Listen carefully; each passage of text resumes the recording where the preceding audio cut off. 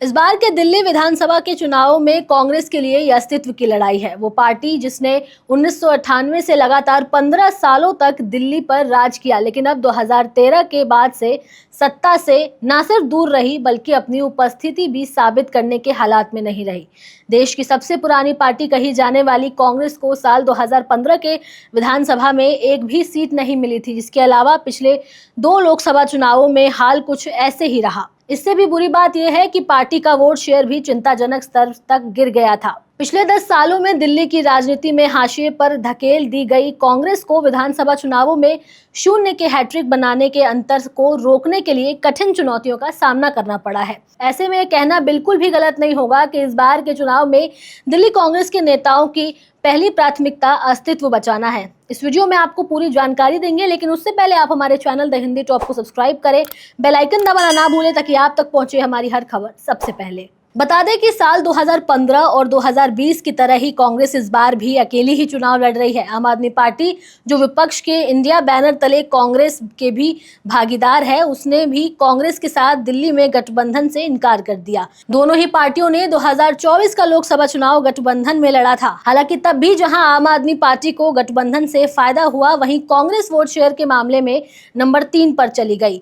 गठबंधन बीजेपी के एक और क्लीन स्वीप को रोकने में विफल रहा, जिसने लगातार दूसरी बार सभी 7 लोकसभा सीटें जीती। तो ऐसे में एक सवाल है कि क्या कांग्रेस 2025 के चुनाव में अपने पुनरुत्थान की शुरुआत कर सकती है। दरअसल इस बार के चुनाव में कांग्रेस ने भी मुफ्त की दौड़ में आम आदमी पार्टी और भाजपा दोनों की बराबरी कर ली है। सत्ता में आने पर कई कल्याणकारी योजनाएं शुरू करने का वादा किया है। इन प्रयासों के बावजूद कांग्रेस जमीन पर पतवार विहीन नजर आ रही है। बीजेपी और आम आदमी पार्टी के विपरीत कांग्रेस का दिल्ली अभियान अभी तक गति नहीं पकड़ पाया है। चुनाव प्रचार के महज कुछ ही दिन बचे हैं और हमें अब तक पार्टी अध्यक्ष मल्लिकार्जुन खड़गे, सोनिया गांधी और प्रियंका गांधी वाड्रा को दिल्ली में प्रचार करते देखना बाकी है। अब तक सिर्फ राहुल गांधी ने ही कुछ रैलियों को संबोधित किया है। कई विशेषज्ञों का ऐसा दावा है कि कांग्रेस के प्रदर्शन, खासकर वोट शेयर के मामूली सुधार भी नतीजे को दिलचस्प बना सकते हैं। साथ ही कयास लगाए जा रहे हैं कि पार्टी बीजेपी या आम आदमी पार्टी से किसी एक की मदद कर सकती है, लेकिन ऐसा होने के लिए कांग्रेस को अपना घर ही पहले ठीक करना होगा। एक ऐसी पार्टी के लिए जो अपने प्रतिद्वंदी से काफी पीछे है, जमीन पर बहुत जरूरी तीव्रता गायब दिख रही है। ऐसे में सवाल तो उठेंगे ही। वहीं एंटी इनकम्बेंसी के बावजूद दिल्ली की सत्ता में काबिज आम आदमी पार्टी ये मानकर चल रही है कि दिल्ली की जनता तीसरी बार भी उसे ही सत्ता की चाबी सौंपने का मन बना चुकी है, जबकि भाजपा को भी पूरा भरोसा है कि दिल्ली की जनता से किए गए वादों को पूरा करने में बुरी तरह असफल रही आम आदमी पार्टी से दिल्ली के मतदाताओं का अब मोह भंग हो चुका है। इन चुनावों में जनता उसे सदन के अंदर विपक्ष की भूमिका निभाने के लिए मजबूर कर देगी। हालांकि इसमें कोई शक नहीं है कि बीजेपी और आम आदमी पार्टी, दोनों ही पार्टियां जोरों शोरों से चुनावी मैदान में डटी हुई है। दोनों ही दलों का नेतृत्व अपने कार्यकर्ताओं का मनोबल ऊंचा बनाए रखने में कोई कसर नहीं छोड़ा है। दूसरी ओर अगर दिल्ली में कांग्रेस का नेतृत्व खुद ही ये स्वीकार कर चुका है कि इस चुनावों में उसे शून्य से शुरुआत करनी है, जिस पार्टी के नेता का ही मनोबल इतना टूट चुका हो, वो शून्य से शुरुआत करने की निराशा को सार्वजनिक रूप से व्यक्त करने में भी संकोच ना करे।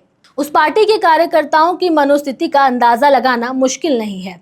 इस बात को भी नहीं झुठलाया जा सकता कि दिल्ली के पिछले 2 विधानसभा चुनावों में कांग्रेस पार्टी को एक भी सीट पर जीत का स्वाद चखने का मौका नहीं मिला है। तो ऐसे में उसे शुरुआत तो शून्य से ही करनी पड़ेगी। गौरतलब है कि दिल्ली विधानसभा के 2013 के चुनावों में कांग्रेस ने आम आदमी पार्टी के साथ मिलकर के चुनाव लड़ा था।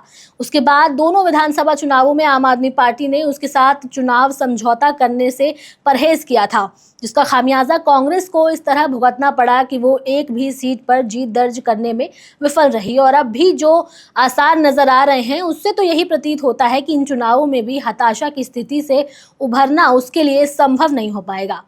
दरअसल दिल्ली में कांग्रेस के वरिष्ठ नेता जिस तरह आम आदमी पार्टी और अरविंद केजरीवाल के विरुद्ध बयानबाजी कर रहे हैं, वो इंडिया गठबंधन के दूसरे घटक दलों को भी पसंद नहीं आ रहा। तृणमूल कांग्रेस समाजवादी पार्टी ने तो अरविंद केजरीवाल के समर्थन में बयान भी जारी कर दिया है। इतना ही नहीं, समाजवादी पार्टी के अध्यक्ष अखिलेश यादव ने तो यह घोषणा भी कर दी है कि वो दिल्ली में अरविंद केजरीवाल की चुनाव सभाओं में उनके साथ मंच साझा करेंगे।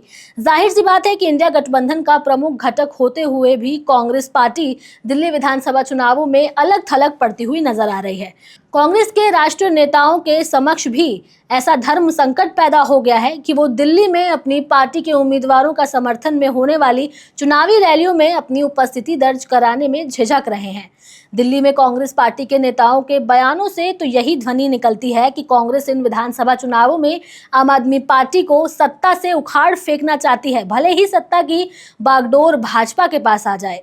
वीडियो आपको कैसी लगी आप हमें कमेंट सेक्शन में जरूर बताएं। हमारे चैनल द हिंदी टॉप को सब्सक्राइब करें। हमें एक्स यानी ट्विटर, फेसबुक और इंस्टाग्राम पर भी फॉलो करें।